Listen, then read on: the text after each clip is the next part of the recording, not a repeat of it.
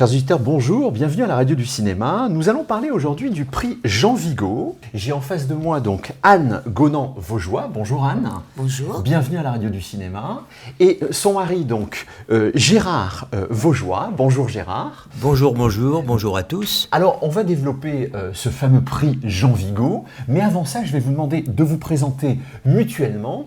Anne, qui êtes-vous et que représentez-vous dans le milieu du cinéma surtout ? En fait, j'ai passé 25 ans de ma vie dans l'exploitation cinéma. C'est-à-dire, je me suis occupée de 2 cinémas, l'Épée de Bois rue Mouffetard à Paris et les 3 Luxembourg, Monsieur le Prince, également à Paris. Donc, je m'occupais de la gestion des salles et de la programmation surtout. Ce qui n'est pas une mince affaire quand on est exploitant sur Paris. Ça, c'est derrière moi. On a revendu nos salles en 2012. Et voilà, depuis, personnellement, je m'occupe que du prix Jean Vigo maintenant. Alors Gérard, vous avez un parcours dans le milieu du cinéma extrêmement important. On précisera tout de même que vous êtes chevalier de l'Ordre des Arts et des Lettres. Et vous avez été à la fois producteur, éditeur et distributeur de films d'auteur. Peut-être que vous pouvez compléter un petit peu mon propos dans la présentation, s'il vous plaît. Je suis tombé dans le cinéma de manière un peu opportuniste, c'est-à-dire à travers le ciné-club. Et je défends beaucoup l'éducation populaire, et notamment celle-là. Le ciné-club est formateur. Je regrette que cette activité de ciné-club est quasiment disparue. Enfin, il n'y a plus beaucoup de ciné-clubs. Il y avait 30 000 ciné-clubs dans les années 80, il en reste 250. Pour détailler un peu un ciné-club, qu'est-ce qu'on y trouve, qu'est-ce qu'on y vient chercher en fait ? Alors un ciné-club, c'est un lieu associatif la plupart du temps, presque toujours. Ça peut être une antenne, mais ça c'est plus récent. Ça peut être une antenne de la programmation d'une salle commerciale traditionnelle. Et un ciné-club, c'est un lieu où des amateurs de cinéma, de ce qu'on appelle des cinéphiles, se réunissent pour voir des films anciens qu'ils ne connaissent pas, ou un peu plus nouveaux qu'ils ne connaissent pas non plus, ou bien qu'ils ont déjà vus et qu'ils veulent partager avec les autres. Donc le ciné-club, c'est un partage. C'est un moment où on est ensemble, entre passionnés, on est ensemble, et qui se termine toujours par une discussion. On discute, on s'engueule, on est d'accord, on n'est pas d'accord. On débat, et c'est un exercice démocratique. Et je suis passé du ciné-club à autre chose. J'ai démarré par la programmation de salles, et puis j'ai été critique de cinéma pendant très longtemps. J'ai d'ailleurs travaillé pendant 10 ans à France Culture, dans 2 émissions très connues qui étaient Le Pont des Arts et Le Panorama. Alors, on va parler de ce prix Jean Vigo. Gérard, vous en êtes le président de l'association qui s'appelle donc le prix Jean Vigo. Vous êtes également en fait le président du jury. Votre épouse donc Anne est la déléguée générale de ce prix Jean Vigo. Quelles sont les valeurs autour de ce prix ? Alors, ses fondateurs ont défini un peu cette mission. C'est un prix qui a été imaginé par un universitaire, historien et critique de cinéma, qui s'appelle Armand-Jean Colliez, qui était très proche d'un homme qui s'appelle Claude Aveline, qui lui-même était très proche de Jean Vigo, parce qu'ils s'étaient connus au sanatorium lorsqu'ils étaient jeunes adultes, même un peu avant d'être jeunes adultes. Aveline et Vigo, Armand-Jean Colliez a essayé de convaincre Aveline de créer ce prix qui venait un peu, non pas en contradiction, mais en complément de ce qu'était le prix Deluc. Le prix Louis Deluc, qui date de 1937, est un prix qui consacre une œuvre. Et Aveline a considéré qu'il y a une œuvre chez Vigo, certes, et ça lui est venu naturellement à l'esprit de faire quelque chose qui exprime cette jeunesse, cette ambition primitive de devenir cinéaste, cette ferveur, cette foi, toute qualité que portait Vigo. Vigo, c'était un homme de passion. Et le prix Vigo, c'est un petit peu ça. On nous demande, et on essaie de respecter ça, de trouver des gens plutôt jeunes, il y a des petites dérogations, et qui ont cette même foi, cette même envie, cette même passion pour cet art qu'ils ont envie d'exercer. Donc, c'est comme cela qu'on a défini le prix, c'est un pari sur l'avenir. un auteur en devenir, c'est ce que nous supposons de lui, à travers les films qu'il nous propose. On va les citer, ces prix. Donc, le premier prix, le Vigo d'honneur 2024, a été distribué à Elia Suleiman. C'est un réalisateur qui a choisi d'aborder ces problèmes existentiels, familiaux ou politiques d'une façon décalée, voire poétique. On a voulu apporter notre solidarité au peuple palestinien en attribuant un prix à Elia Suleiman. Dans son cinéma, je trouve qu'il y a un peu de Jacques Tati, dans une façon d'appréhender un peu un cinéma, certes très moderne, mais vous l'avez justement évoqué, c'est quelque chose de très poétique. C'est vraiment, c'est un cinéma qui malheureusement se fait de plus en plus rare, mais qui est extrêmement précieux. Et je pense que le prix Jean Vigo vient souligner ce narratif bien dédié à un cinéma qui emprunte des chemins et des voies un peu différentes. C'est pas cette année où ça a été le plus marquant, mais il y a eu des résultats les années précédentes où effectivement les prix sont allés à un cinéma plus radical, on va dire. Alors que le palmarès cette année est peut-être plus facile pour le public. Mais ce n'est pas toujours le cas. D'accord. Concernant Elia Suleiman, oui, c'est une façon pour lui très particulière de vivre sa douleur. Il est complètement raccord avec ses films, c'est-à-dire qu'il n'a pas de propos durs et c'est un gentleman. Ouais. Et qui se relie très, très bien avec le cinéma de Vigo, dans l'ironie, dans presque le gag. Vigo a fait 2 films qui sont réjouissants à plus d'un égard. À propos de Nice, qui est un film un peu canulardesque comme Le ballon avec Arafat, et Zéro de conduite, qui est une espèce de révolte enfantine qui ressuscite l'anarchie du siècle précédent. Parfois, on a couronné des cinéastes qui faisaient des films de très grande qualité. On ne les couronnait pas parce qu'ils étaient dans cette filiation directe. Alors que moi, je trouve que Elia Suleiman, c'est l'un de ceux qui hérite le plus de ça. Est-ce qu'il le fait en le sachant ? Eh bien ça, moi, je ne le sais pas. D'accord. Anne, on va parler en fait du prix court-métrage, donc le prix Jean Vigo du court-métrage, pour un film qui s'appelle donc Car Wash, d'accord. Donc c'est une fratrie. En l'occurrence, la réalisatrice Laïs de Caster, donc, filme sa sœur, Laura de Caster. Ça se passe dans un espace de lavage pour les voitures. C'est une sorte de huis clos dans ce lieu. Ce film s'est réalisé en 2 heures. Oui, alors il y a une complicité évidente entre la réalisatrice et sa sœur, qui est plus jeune. Elles ont une liberté de parole, une liberté de ton, et la réalisatrice est très amusée par sa sœur. Et donc, elles ont décidé d'en faire des petits bouts de leur vie, raconter des morceaux de vie. D'ailleurs, il y a un autre des courts-métrages qui s'appelle Soirée mousse, où elles sont toutes les deux dans leur bain, face à face, et elles se racontent, elles se confient, se racontent des histoires. C'est toujours assez cocasse, et surtout la liberté de ton, parce que les courts-métrages de Laïs de Caster, pour le moment, ce sont des documentaires. D'ailleurs, elle prépare un long-métrage sur le judo. Mais oui, il y a cette complicité. Elles sont une bande de filles, en fait. Et donc, parmi tous les courts-métrages qu'on a vus, c'était pas la première fois qu'on voyait des courts-métrages de Laïs, il y a toujours ça, cette espèce de sororité, de curiosité, de complicité entre femmes, entre filles. Elles sont très jeunes. C'est vrai que les femmes, en général, ont un rapport à l'intime très, très direct, voilà. Dans ses remerciements, cette jeune femme a dit tout ce qu'elle devait à une cinéaste qui s'appelle Sophie Fillère, qui a été longtemps membre de notre jury, et de son film Les filles et les chiens, pour lequel elle avait obtenu le prix Vigo, je parle de Sophie, au début des années 90, 92, 93. Des filles et des chiens, c'est une comédienne et la sœur de la cinéaste. C'est un petit peu le même type de provocation. Bon, on rit beaucoup. Des filles et des chiens, c'est un long travelling de face. Là, on est plutôt figé sur le décor du car wash. C'est format stand-up, en quelque sorte. mais c'est le même esprit. Où se situe ce prix véritablement dans l'univers du cinéma? Dans le cinéma, il y a toujours les gens de la profession, et puis il y a toujours ceux qui sont en marge de la profession et qui voudraient y mettre un pied. Donc ce sont les jeunes cinéastes dont nous parlions tout à l'heure.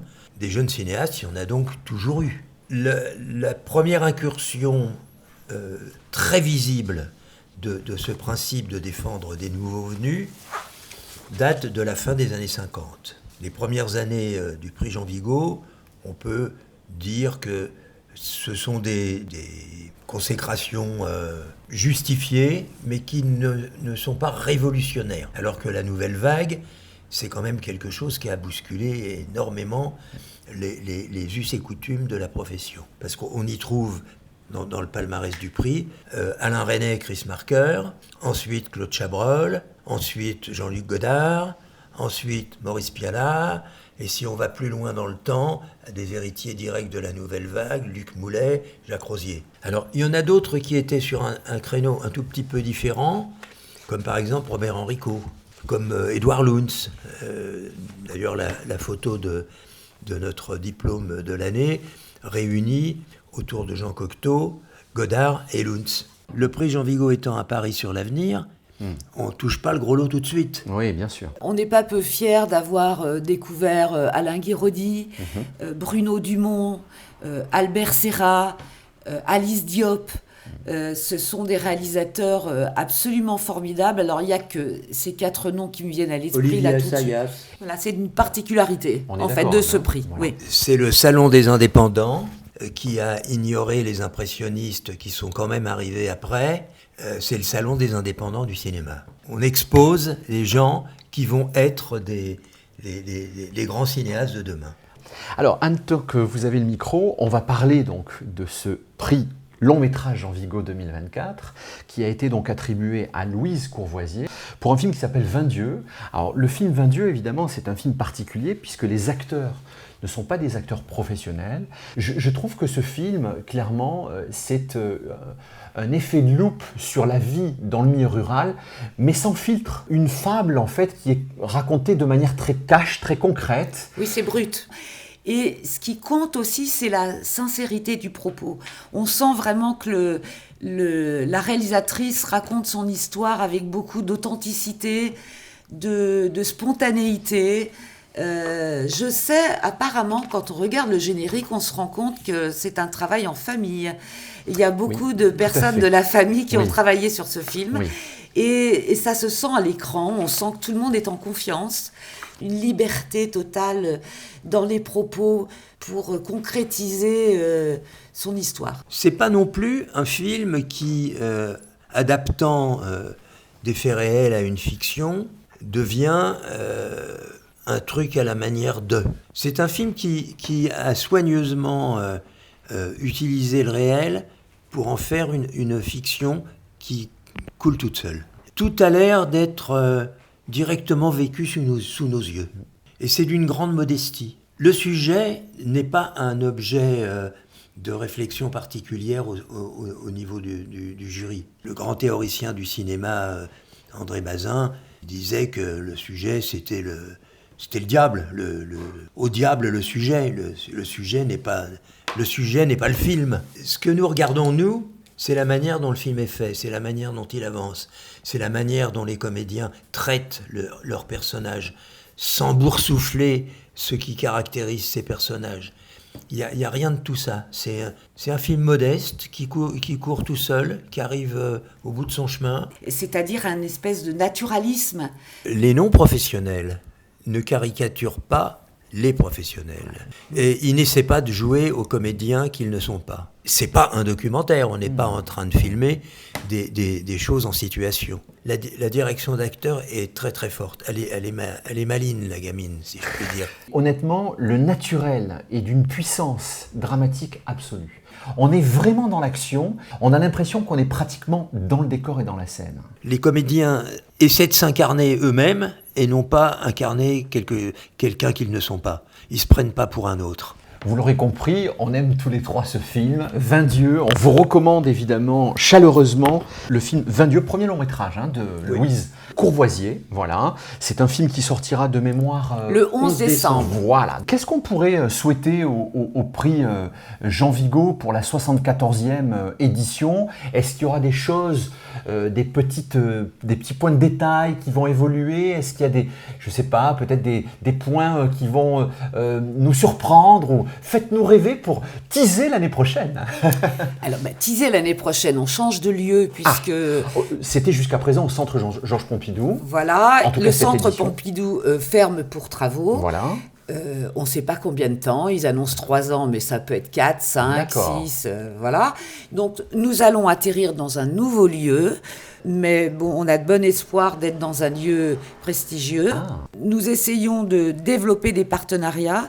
Cette année, nous avons réussi à avoir le statut d'association d'intérêt général, ce qui va nous faciliter la recherche de partenariats, parce que notre idée quand même, c'est de doter les lauréats, qui sont, comme vous avez remarqué hier, parfois très jeunes, et qu'un peu d'aide financière, ça ne peut pas faire de mal. Et puis, nous avons l'intention d'accompagner davantage les films en province. Donc, nous allons organiser des soirées. Et certainement reprendre en province et en banlieue les rencontres que nous avions mis en place il y a quelques années qui permettaient à deux anciens lauréats de discuter de leur... de masterclass avec ça. Des anciens distingués. Voilà. Donc pour partager... Masterclass à 2. Et l'idée, c'est de partager une passion, comme on parlait de ciné-club tout à l'heure. Finalement, ça serait un peu de réinventer un peu le modèle du ciné-club, un peu version 2.0,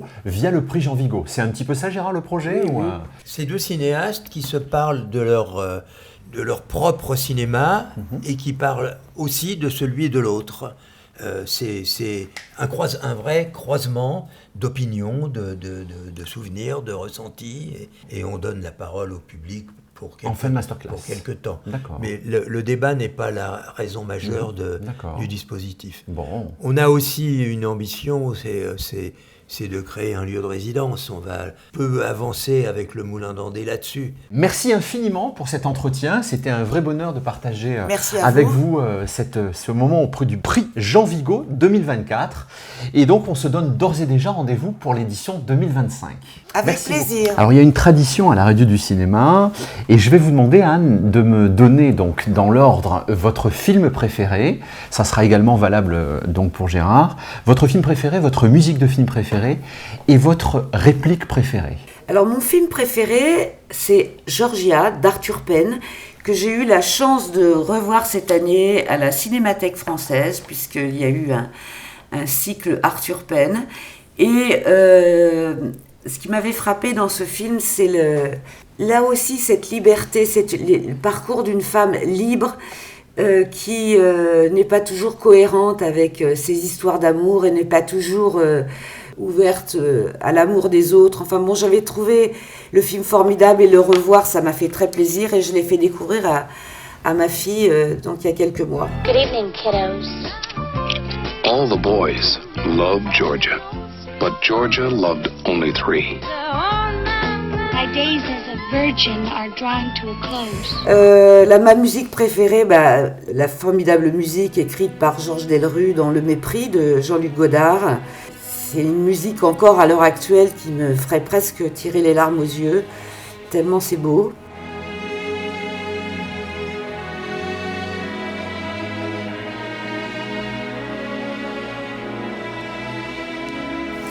Et ma réplique, c'est dans le même film, c'est Brigitte Bardot dans le lit qui s'adresse à Piccoli et qui lui dit « Et mes fesses, tu les trouves jolies, mes fesses ?» Voilà, ça m'a beaucoup marqué aussi. Tu vois mon derrière dans la glace?